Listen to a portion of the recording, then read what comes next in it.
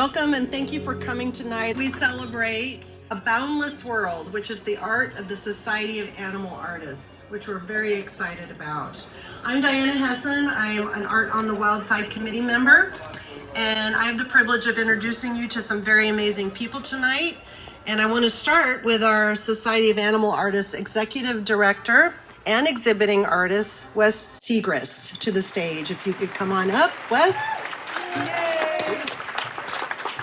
Thank you very much, Diana. Thank you, Amy and Brittany and Dave and everybody that I've been working with. Jean, this is just absolutely amazing. So on behalf of the Society and the artists that are here and the artists that are not here, you have blown our minds. This is amazing. Thank you. Yay, I'm so glad you're here.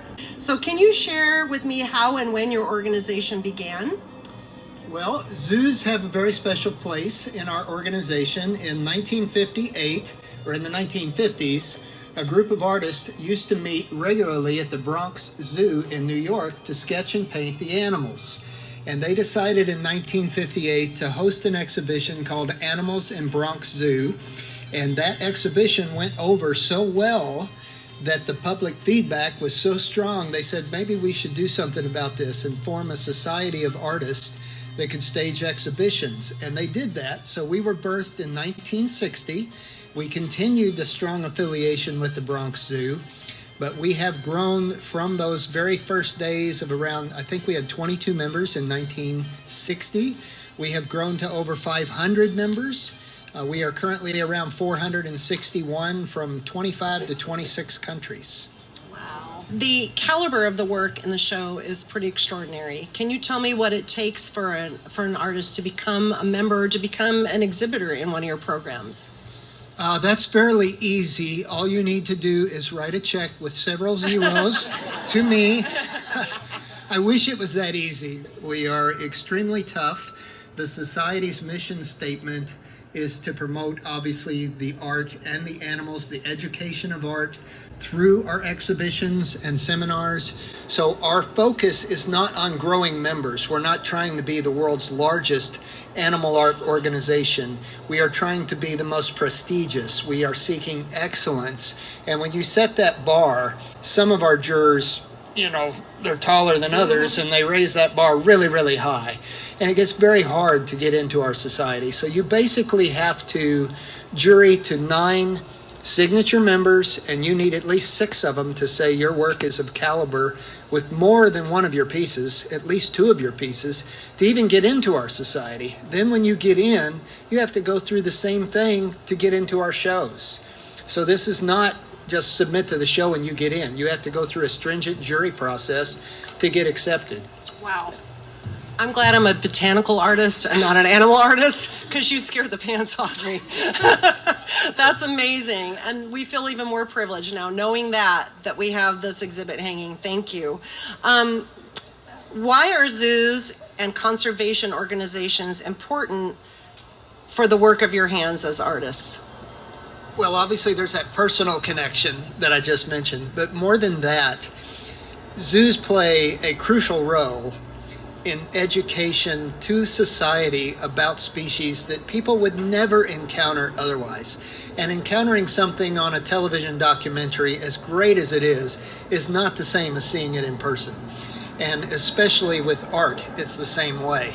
Until you actually see something in person, and for our sculptors, carvers, those that work in 3D, they need to actually see the species. And we're the Society of Animal Artists, but as you can see from the exhibition, that's the entire animal kingdom. Reptiles, amphibians, insects, we do it all. So to be able to come into a place where you are in one location, like Phoenix, Arizona, able to encounter critters from all over the world, and not just encounter them, but to sit there and watch them and talk to people, docents and volunteers and zoo staff, to be able to talk to you about those animals is priceless.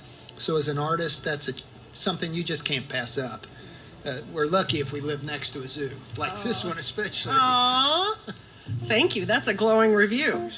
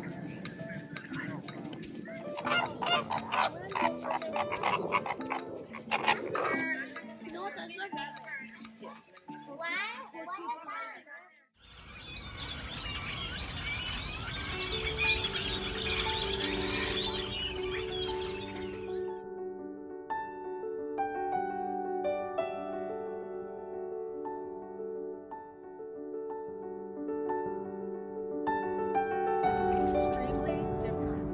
The one you're going to see fly today in the show is so heavily spotted. I think they need freckles. And yeah, these two have a really wonderful relationship because. Yep.